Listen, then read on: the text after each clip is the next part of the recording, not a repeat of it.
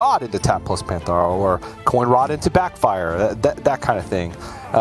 It just seems like you need to wait until much later in the game to play it, unless you're playing against a very slow matchup. So I can see it still being beneficial in this one, because it is about those swing turns later in the game, and if you get a Rune Mythal Rod on online pretty quickly, like on 4, then it's reasonable. Interesting to see what people are keeping now. And again, like you said, on the faster matchups, you're looking to soul rend and things. So interesting to see how it goes here, though. You were saying yesterday that you feel that, and you've just said it again, I guess, that you feel that you win by the fatigue method slightly less often now. It'll be interesting to see if that pans out as well.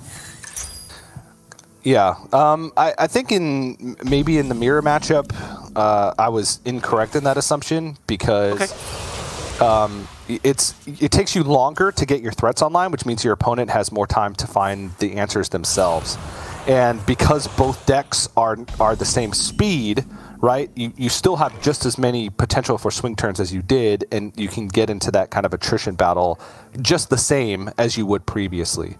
I think in other matchups, you don't win by fatigue as often, because you know you either get really far ahead or you fall really far behind, because you're just not getting your stuff online fast enough. Monsanto here deciding whether to backfire or not. If he backfires, he misses a tap. You've already explained why taps are important, and I think what he was doing there was counting through, like, will I overdraw in 2 turns' time, when the answer is quite clearly almost certainly. So he's a tap behind by playing that backfire. He's also, if it comes to it late in the game, a backfire behind in some worlds. Yeah. Well, it's really interesting, like that dynamic, right? Like where, you know, you want the cards early, but then, you know, you get to these later stages of the game, and you want to be able to get to that fatigue quicker, or use the backfire to, once you're in fatigue or near fatigue, to try and get that extra damage with Tamsin. I don't think, you know, we're ever going to reach a point where players are just holding on to backfire to make sure that they have it during fatigue, but it is kind of a funny scenario. Luna now trying to plot a course, because you do actually want to play some cards so you can draw more cards. It's always been a weird dynamic in slower control decks, which is what I'm going to call this, even though, you know, you've got some massive minions in there.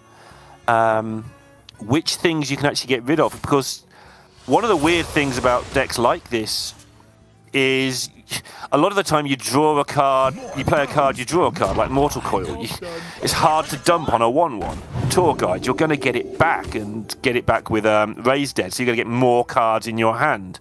So it's really hard to actually not mess up over the course of an entire series your hand size. So there'll be a lot of concentrating on making sure that is just correctly done. It's not that hard for these players, but it's hard for me. It's hard for me too, Neil, if that makes you feel any better. It does, actually, yeah. It's nice that I'm not alone in my awfulness.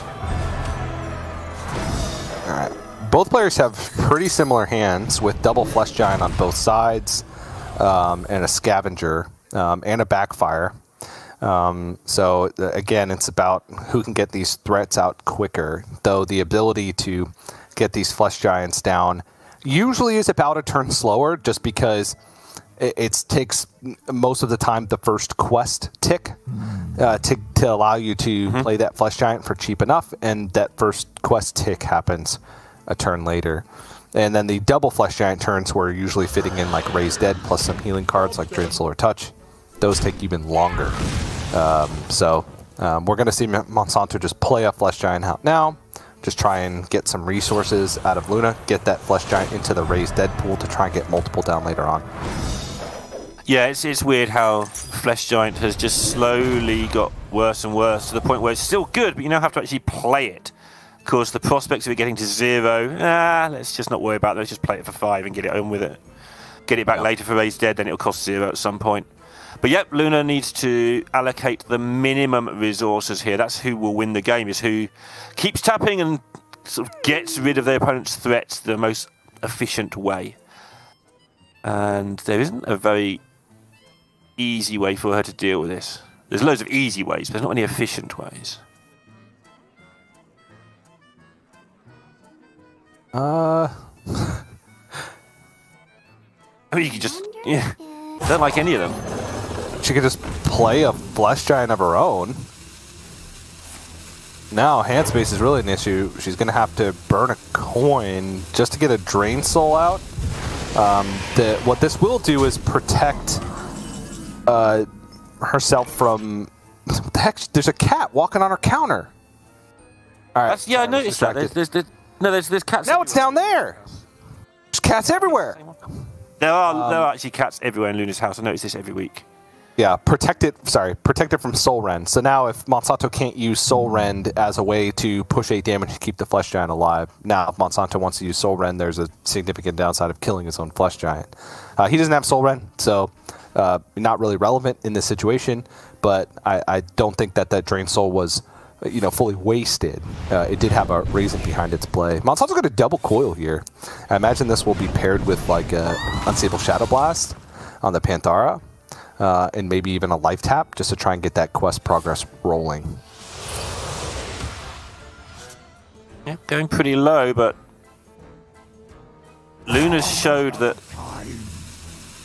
Yeah, so she hasn't showed that she's got a Soul Rend. She showed that she's intending to Soul Rend, but she might be looking for it for an out. So Monsanto might be tempted to protect this Giant and call the bluff a little bit. Can you actually deal with this Giant, or is that all you had last turn? Because if it's all you had last turn, I'm putting you to 1 with the Battle Master and just hitting you. And potentially even more if Raise Dead plus Hero Power actually, like Raise Dead, hit Tour Guide, Hero Power actually procs the next part of the quest. So he's setting up an unlikely lethal. A possible but unlikely lethal. It would have to be double Raise Dead, I think. Yeah, he's 2 out of 8, so it would have to be double Raise Dead, but plus a Tour Guide. But it's just going to get removed. We don't have to worry about that. But a pretty weak turn from Luna with just a Soul Rend, no development. It means that Monsanto can, be free to kind of just develop stats of his own. Right, and he kind of knows here. He doesn't hit the Giant. I think he's trying to just go for it, to be honest. He knows that Luna's low on ways to deal with stuff. She isn't running the blast either, I don't believe. So that's kind of a big deal when dealing with a Giant. You can't do the 6 to it. Monsanto is running a blast, I think. I've got my players the correct way round. Well, he has a blast in his hand, so I would assume so. So he is running it, yeah. Ha-ha! You're awake. You passed the test. Nice. Right. Probably fit in a tap here and then get the Flesh Giant down. I think this is... Oh, no! Backfire instead! Oh, yeah, this completes the quest, so Flesh Giant... That's why he dumped the cards first, to make sure that hand space was available. And now, this is quite the board. Yeah. And there's no sensible answer?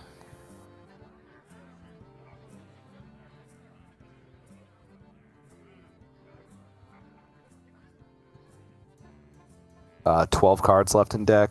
That's the hope. She wants to get down to 10. Bristleback maybe. Oh. And obviously we know there's the Battle Master in hand. Luna may have to play as if that's not there. Yeah, I don't think... I mean... Even if she taps into Soul Rend... Oh, she can't even tap into Soul Rend. She'd have to dump the Anetheron, then tap. And then the Soul Rend would cost 5 because of the Cold Neophyte. But even then, like, it would still leave her dead to Battle Master. If she backfires, she's going to overdraw and not even have enough mana to go for any swings. Though she would be able to Bloodshard Bristleback. Whoa, too many cards. Yeah, just going to take the overdraws and then play the Bristleback on a 5/4, and then there's 16 damage on board. So that would leave her dead regardless. So Monsanto, I mean, that was seemed like a pretty easy victory. It didn't feel like Luna could really ever get anything going, and does fall. Yep, so all that stuff we talked about at the start, ignore it. You just play a Giant, hit your opponent twice, win the game. Apparently, Luna didn't draw any removals, so it doesn't happen very often, but that's why you set up the threats, of course, from time to time. You just win the game. Big deal for Monsanto as well, because Luna's other 2 decks were Hunter and Mage, so, you know, the Warlock Mirror is kind of his best chance to get the a win on the board with that deck. So it's like an extra win that he may not have expected. So a little bit of Q order going his way here, I think. But now Luna does have a good choice of counter Q for whichever way she needs to go with this. Yep. And Face Hunter or the Mage.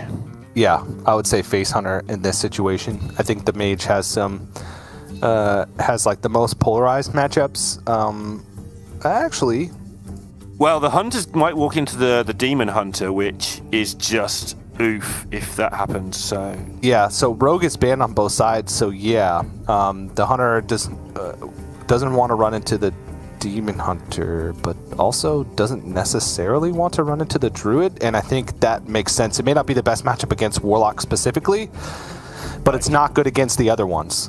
So I think Mage would be like a better overall matchup, you know, specifically. Even that's arguable though, right?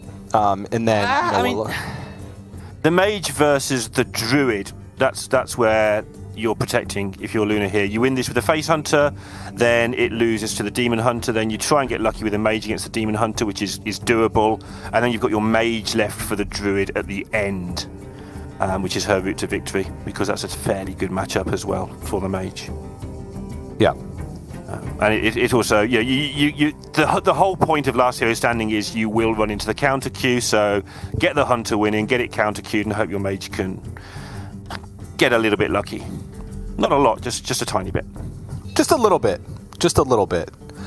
But taking a look at how Luna's built the Face Hunter, it is more, you know, kind of minion-centric, opting to play the Guardian, Og Merchant, and Wriggling Horror, instead of, let's say, Wound Prey, and I always forget the second thing that's cut.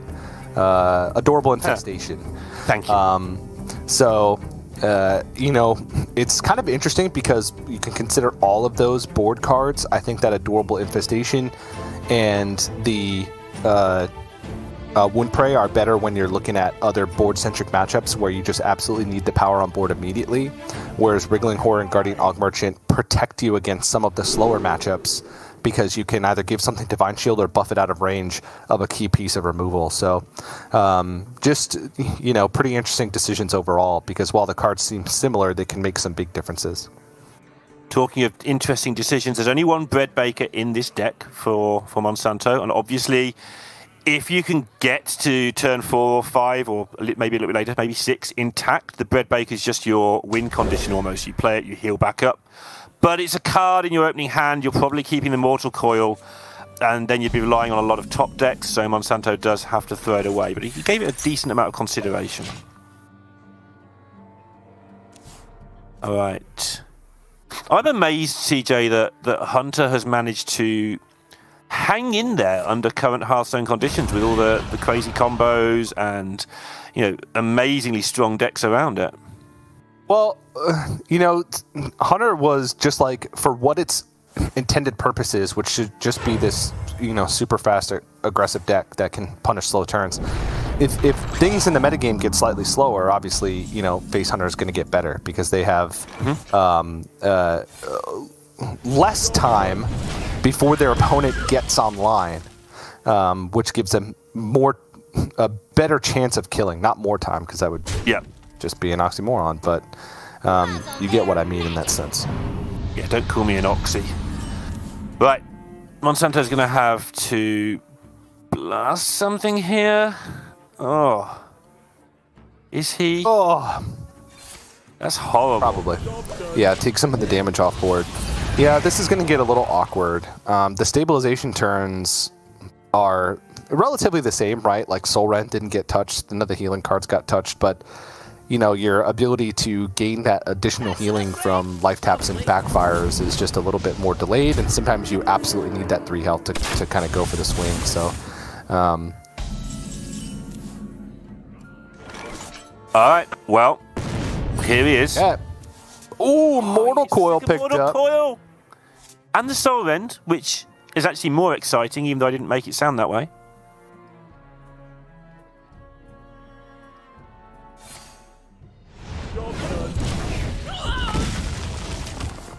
Wasn't obvious what to do there, given that he could have Mortal Coiled the Neophyte to set up the Soul Rend. Yeah. His health total's at a premium, I think, right now.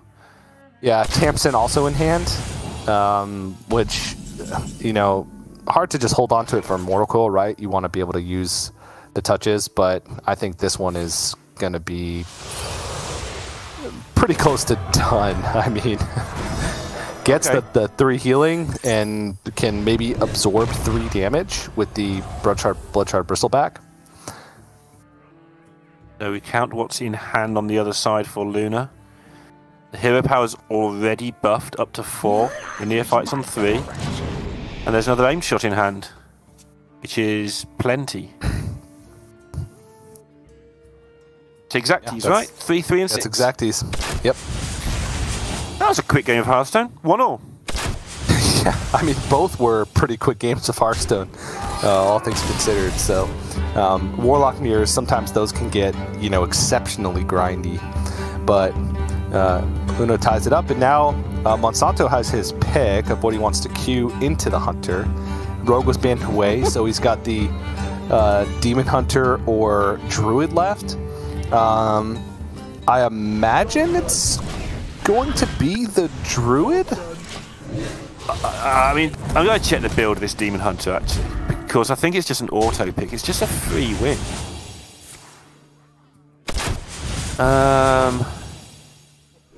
So it is the OTK build, which means he has all of the removal available to him.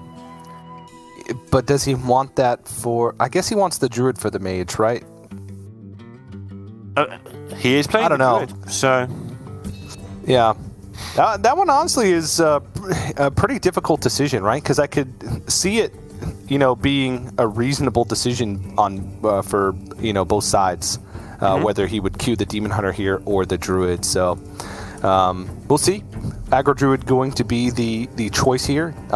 You know, Face Hunter does have pretty good early boards, but they kind of, you know, peter out in the mid stages of the game, where they're wanting to translate the early damage that they were able to get with minions into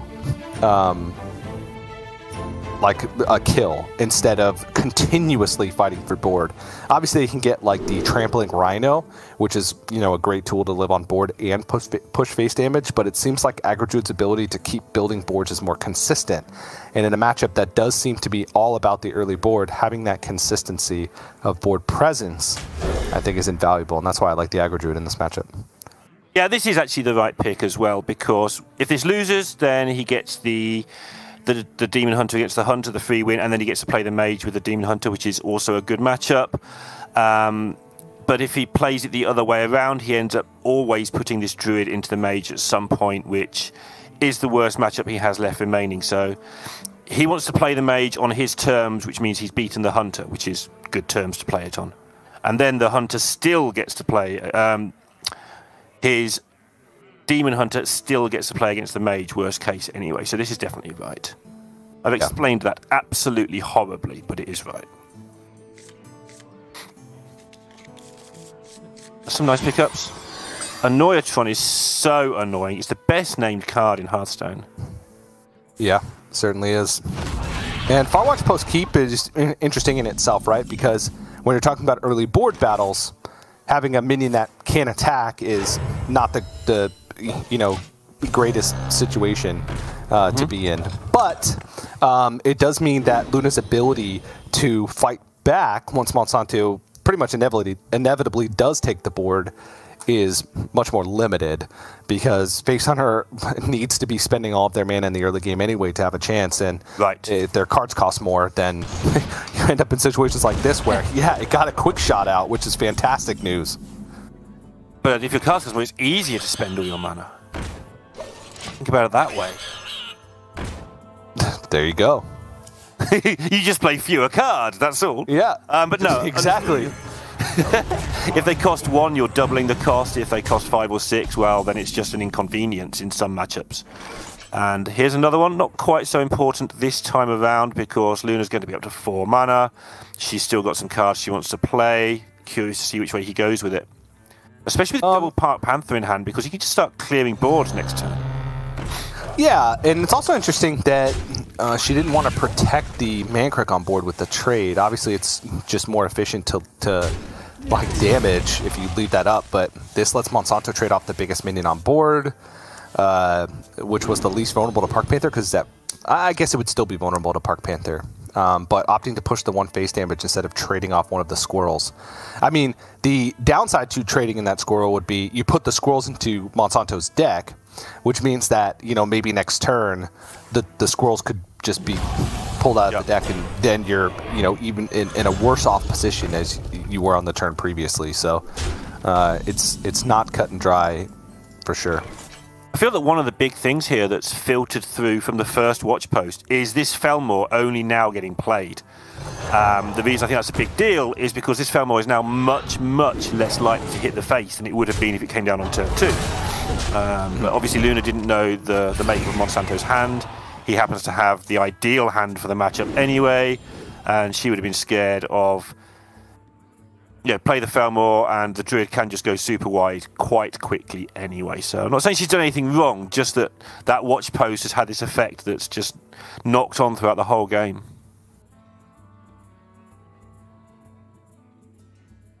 And now she has a whole lot of nothing. A whole lot of nothing. So much nothing. Yeah, I mean, at least there's a playable card in hand that's not just go face, right? But with Park Panther on board, it's really difficult to justify playing a minion that would just die to a face attack from Park Panther plus a hero power. She might even be thinking of quick-shotting this Park Panther just to get it out of the way. Yeah. And make sure that she doesn't have to worry about it. That would also have allowed her to weave in a hero power. She's low on resources, so that would be an attractive option as well. So you can see why she gave it some due care and attention to work out what she's going to do there. But in the end, sometimes you just have to try and get your win conditions out of your deck. She's a long way behind here. I think Monsanto can start counting, you know, race odds here as well. Yeah. I mean, the difficulty here? Go on. I was going to say attack face with the Park Panther hero power, then you can Annoyatron and Aug Merchant the Far Watch post? I don't know. That puts more minions on board for the Arbor up next turn? Is next turn. Right, that's the hard part, because the Arbor up now is the best curvy play, because then he gets a Park Panther Annoyatron the turn after. But that play is also kind of rubbish compared to saving the Arbor up for what you were talking about, having more minions on the board. So that's why he's taking so long over this play. He's just going to straight up race this now. Okay. This is perfectly fine for me too. This sets up lethal for next turn unless something's removed, and the Park Panther is removed. So it's still 10, 13 damage, which is a ton. Yeah, worst pickup that Luna could have asked for. Felmore, if the game goes that far, I'd be quite surprised, and still be relevant.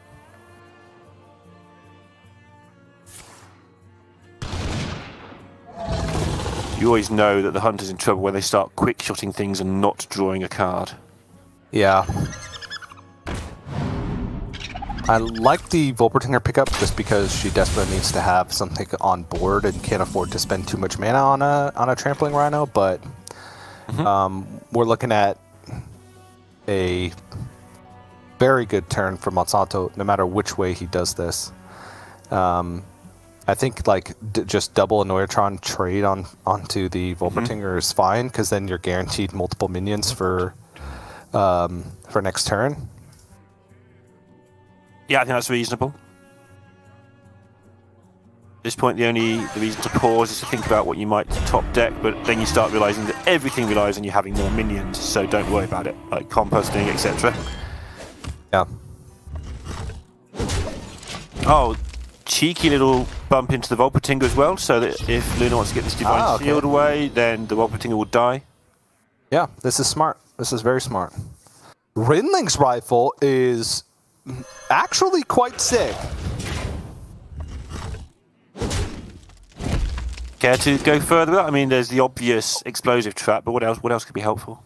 I mean, anything at this point, right? There's only there's only 2 minions that can attack on board, which means that freezing trap actually has some value to try and stop. Explosive trap is a good one as well. You know, obviously it doesn't protect against Arbor Up, but if you get Arbor Up, you can then try again the next turn, get another explosive trap, and then it would deal with whatever the Arbor Up would pick. Pack Tactics is interesting. It's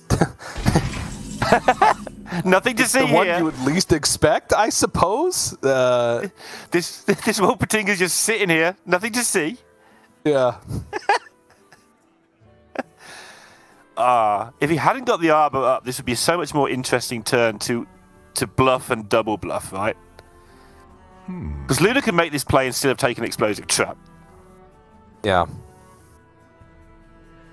But because the Arbor Up, Monsanto gets to kind of dodge the whole bluff element of it.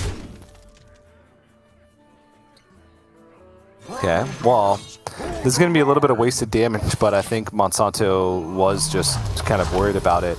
He didn't want the actual Arbor Up tokens to be hit by explosive trap, which is actually incredibly smart because he realized that Luna's out in that situation. If it was explosive trap, to play against Arbor Up would be exactly what I said, where Monsanto would Arbor Up, attack face, everything would be damaged, and then she would then swing the next turn, get explosive trap again, and then the Arbor Ups would be cleared up, and she would be willing to take the damage in the interim because that'd be the only way that she could actually, you know, get to the point where she was winning the game. So very smart play for Monsanto to forego the maximum amount of damage and instead ensure that this Arbor Up will end the game.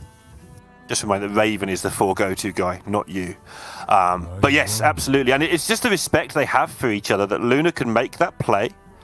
And Monsanto's like, yeah, you'd make this play with explosive trap too, Luna, because you're struggling in this game. And that's one of your outs, is to trick me into Arbor-upping into double explosive trap.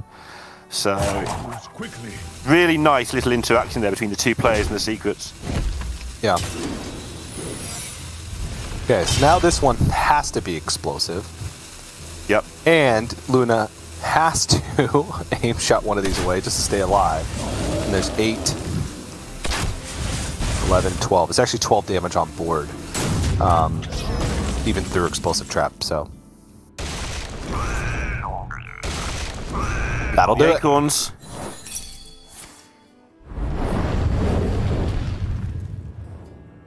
Monsanto gets the win with the Druid, which was looking like the slightly more awkward of the decks to get through. So now Luna's just reduced to the Mage. And 9 people in America's brought Mage this week, and 7 of them are in this top 8, by the way. So that was the bring.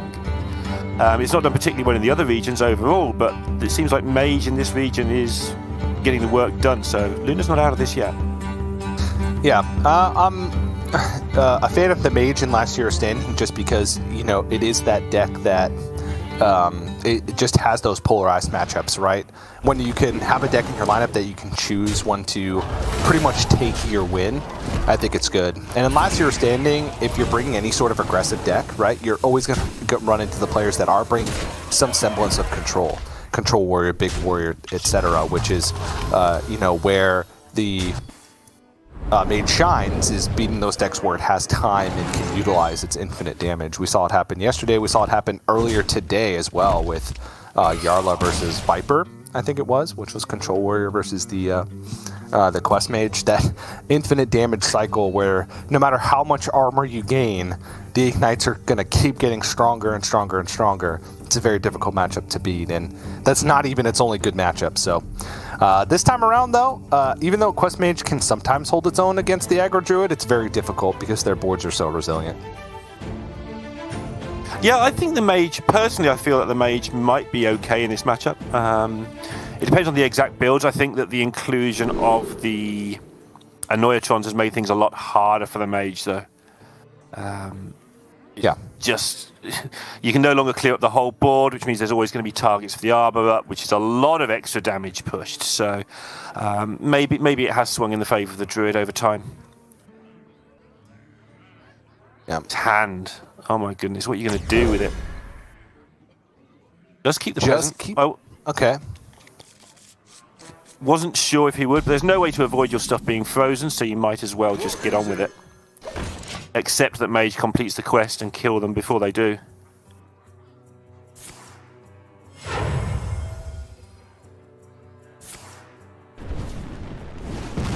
Moral victory right from the start there.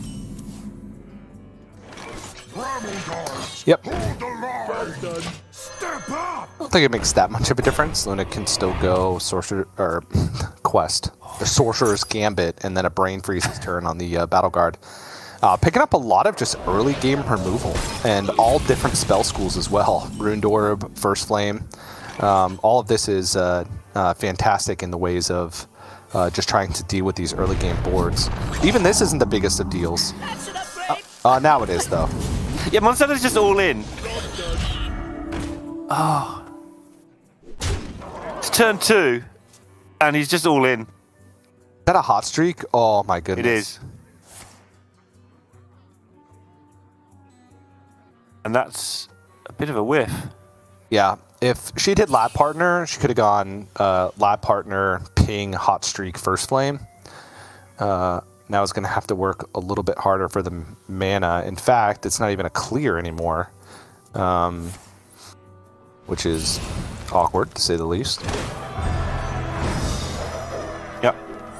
But Monsanto is going to be living off the top of the deck, although he will be able to play nearly anything in the deck if he draws it. There's a couple of outs that don't work, but yeah. He's not going to be in a terrible spot.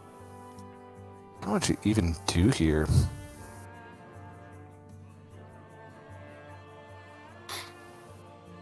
I think... I don't actually. Can't afford to take too many lots of 8, so you've got to pick off a couple of minions.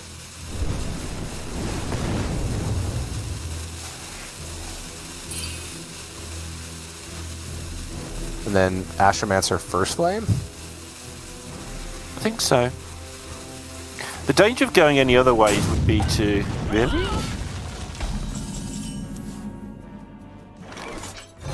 Okay.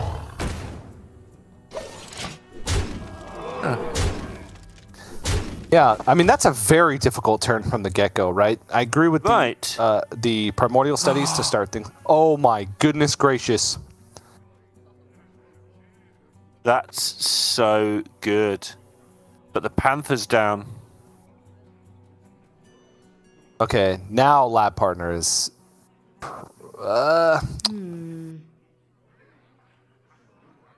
If you hit Lab Partner, you can go Lab Partner... taking too much damage with any Fire Cell, plays, it feels. Just eat 7 damage for no... Well, not for no reason, but you just eat 7, at least. Yeah. But everything else just seems too slow.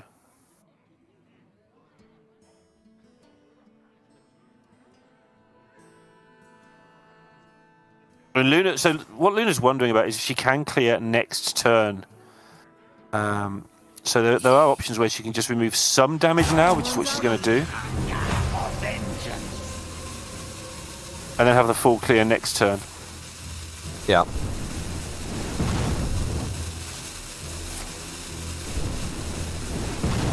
I mean, this is still taking... this is taking even more damage, but she holds on to the Fire Sale, which is incredibly important, and takes out the only minion that was on the board that wasn't vulnerable to Fire Sale. Yep. Monsanto putting all the damage but 1. Obviously getting rid of the spell damage is super relevant.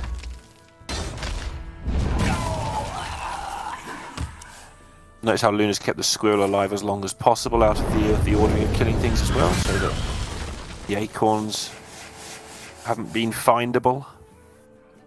She's finally got control of the situation, kind of. Oh, we know what that card is. It is. It's the Pack Mule. And we'll be back in a moment with the regularly scheduled programming. There are 2 Pack Mules on the board. And Monsanto's gone face with the hero power, and Luna is down to 8. She's got to decide what to do about it. She does have the Slayer in Rooted Orb to pick off one of them. But she might want to just get one of these Arcane Intellects in here and hope that Monsanto doesn't top deck. And I think she played the right-hand Intellect there, from what I noticed on cards. She's processing the cards she picked up. She didn't play that at all, but it's a good game I'm inventing here, right? It's good. Yeah. And we're back. Luna, one of the few players opting for the Apexis Blast is double Apexis Blast in the list, running a minionless list, which is now not the case because Slayer and Prime will be shuffled into the deck. Yeah. Composting obviously a big deal here, allowing Monsanto to just find these last dribs of damage. But the ice barrier's just in time.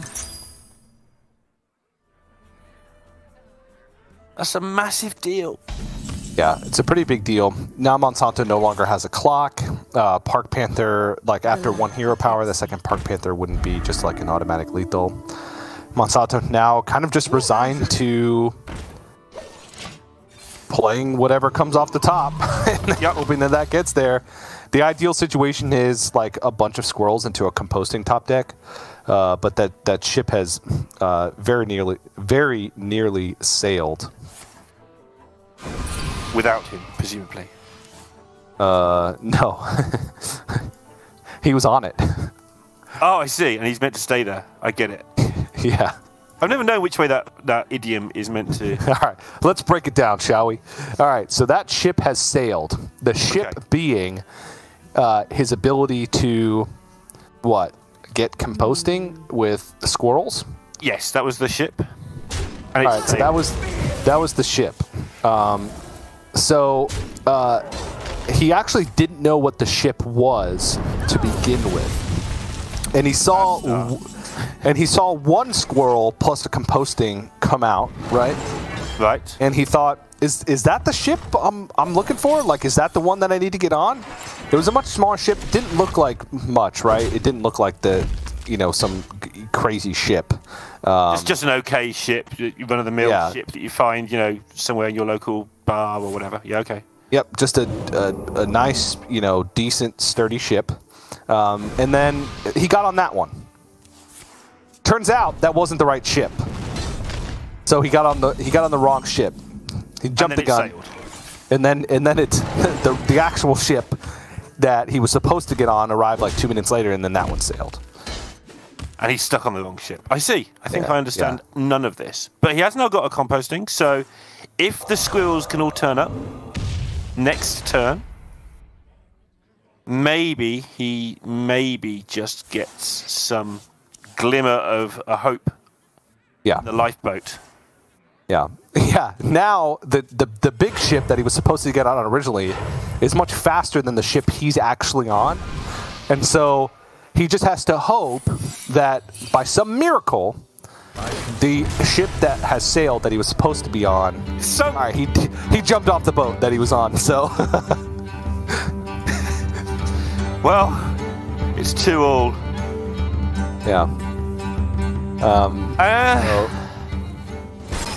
Questmate versus the Demon Hunter, the OTK Demon Hunter, and it's a normal OTK. None of this brute nonsense, none of this whatever the European people are losing with nonsense, the thing that Ty's had.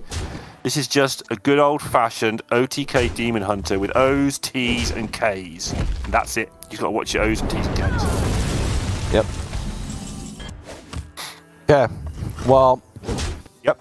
The biggest deal with this one is just finding opportunities to heal while you can, right? Mm-hmm. Well, let's take it back a step. First thing you want to do is make sure that you're not giving your mage opponent any unnecessary minions in the early game to actually progress their quest, right? Denying them the ability to get those frost spells or whatever targeted spells they need so that you can go faster. So we're talking about like no Talented Arcanist, Moar, Crimson Sigil Runner, if you can help it in the early game, right? If you complete your quest without Crimson Sigil Runner, by all means do it, unless you're going to be Immolation, Auraing it away, or what have you. Then the second part is if, you're at a situation where you've both completed quests and you're both kind of just waiting for your kill turns, to take healing where you can, and you know, not take any unnecessary risks, because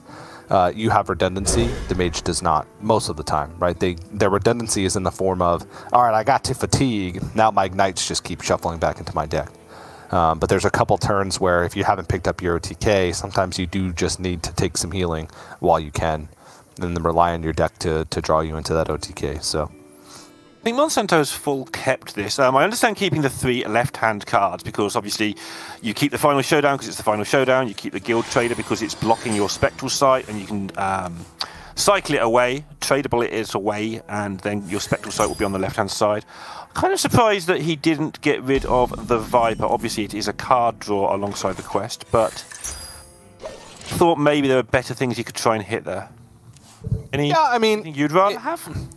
Like, it's a card draw in a situation where you're playing a deck that actually, unlike Brutes, where your whole deck was card draw, you do have like Moargs and Fellscream Blasts and Il'gynoth that you don't want to be in your opening hand. So just saying, all right, this is good enough, right? And then going for it, taking the easy quest completion with tradables is fine. All right. That's my take. I like your takes. Sometimes they're hot, sometimes they're spicy. A lot of times they're incredibly cold. Yeah, it all depends whether you're on the ship. Right. You know, that ship has sailed. Yeah, let's not talk about in more ways than one. Shark has been jumped. Right, Luna does get the frost spell, of which Monsanto was trying to avoid happening. The ice barrier. She does, however, have the other frost spell, the flurry, which he is currently stopping from going off. So he's doing something right. Stelina's interesting.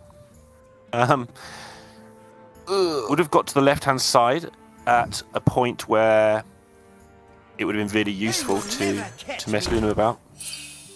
All right, so this is the interesting situation where you want to play around Flurry and Brain Freeze, but you also want to draw through your deck. Yep.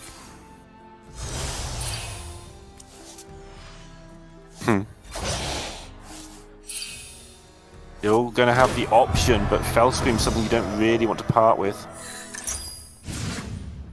Obviously there is another one, and he does rate it that highly. Cool, I agree. Cool. That will reduce the amount of healing he can gain in that couple turn window that I talked about. Yeah, that'll happen later on. But I think that reducing your opponent's ability to complete the quest is worth more in this particular situation. So yeah, it's huge. I've not played so much of the pure OTK, but I've played quite a lot of the Fel with a lot of OTK in there. And you tend to kill your opponent at roughly the same speed every time anyway. But the mage, if you slow them down by a turn or two, obviously that's effectively speeding you up by a turn or two. So I agree entirely with the TJ take on this one.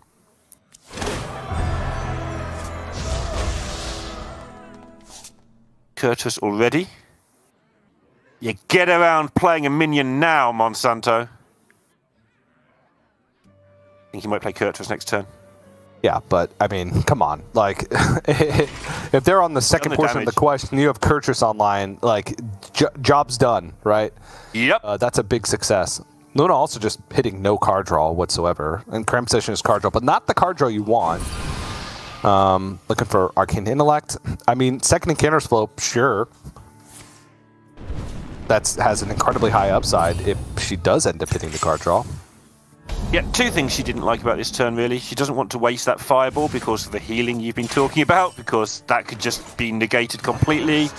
And you were saying about the Cram Session being not the card draw you want, partly because it's only one card, but also you'd rather have that after you've completed your quest, right? Yes, absolutely. I'd much rather draw 4 than draw 1. That is a fact. Unless... yeah.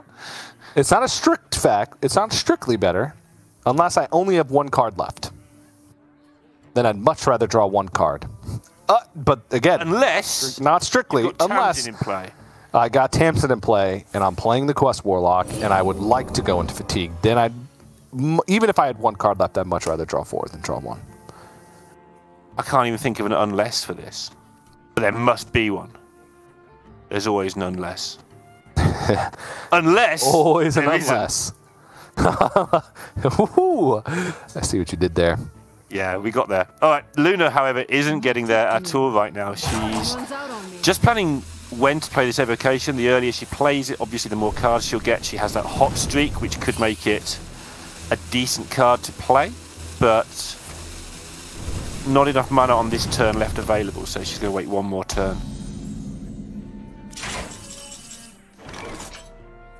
Yep, I think that's perfectly reasonable. Now Monsanto can play every minion he wants. He's just trying to get to the bottom of his deck. That's not card draw from any of these. Dreadlord's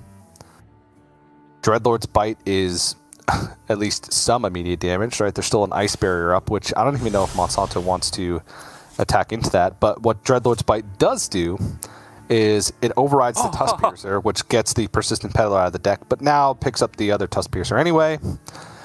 So it's fine, because then it overwrites both of them.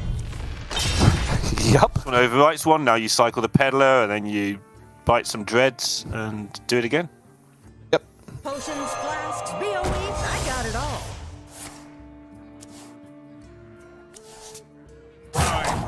One thing that I think we've left unsaid, but is obvious: the second you do play the minion and let your opponent sort of have access to the frost spells, you just go pedal all the way down and as fast as you can to the winning line. You declared the start of the race at that point. Pretty close. Mm-hmm.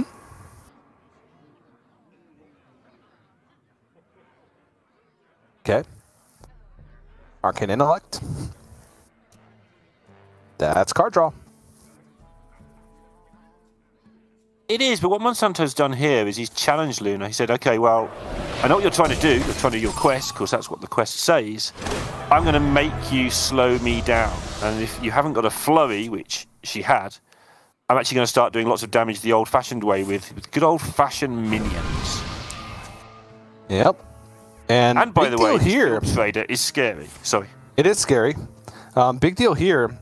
Luna, even though she didn't pick up card draw until now, did pick up double Incanter's Flow. So the deck is free. Okay. Yeah, who needs Curtis anyway? Essentially, right? I mean, even this right now, we're looking at a lot of damage. Can't really tell what's going on. There's a lot of damage maybe happening, but we're not looking at it, TJ. We're looking at a floating spring water. This isn't a pack mule. No.